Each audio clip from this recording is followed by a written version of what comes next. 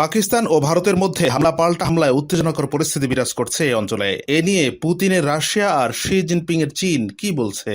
চলমান পরিস্থিতি নিয়ে উদ্বেগ প্রকাশ করেছে রাশিয়া। রাশিয়ার পররাষ্ট্র মন্ত্রণালয় এক বিবৃতিতে জানিয়েছে, ভারত ও পাকিস্তানের মধ্যে ক্রমবর্ধমান সামরিক সংঘাতের বিষয়ে তারা গভীরভাবে উদ্বিগ্ন। দুই দেশকেই সংযম দেখানোর আহ্বান জানিয়েছে রাশিয়া। বিবৃতিতে বলা হয়েছে, রাশিয়া সন্ত্রাসী কর্মকাণ্ড এবং তার যেকোনো বহিঃপ্রকাশের তীব্র নিন্দা করে এবং এটিকে কার্যকরভাবে মোকাবেলা করতে আন্তর্জাতিক সম্প্রদায়ের ঐক্যবদ্ধ প্রচেষ্টার প্রয়োজনীয়তার উপর জোর দেন।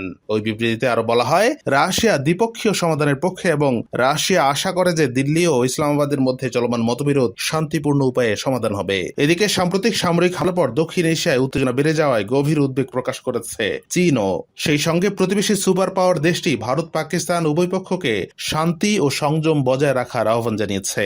বুধবার সকালে চীনের পররাষ্ট্র মন্ত্রণালয়ের এক বিবৃতিতে বলা হয়, ভারত ও পাকিস্তান এমন প্রতিবেশী যারা একে অপরের পাশে অবস্থিত এবং উভয়ই চীনের প্রতিবেশী, আর চীন সব ধরনের সন্ত্রাসবাদের বিরোধিতা করে। চীনা পররাষ্ট্র মন্ত্রণালয় আরো বলেছে, আমরা দুই দেশকে আহ্বান জানাই যাতে তারা সামগ্রিক শান্তি ও স্থিতিশীলতার প্রেক্ষাপটকে অগ্রাধিকার দেয় ও শান্ত থাকে। তারা যেন এমন কোনো পদক্ষেপ না নেয় যা পরিস্থিতিকে আরো জটিল করে তুলতে পারে।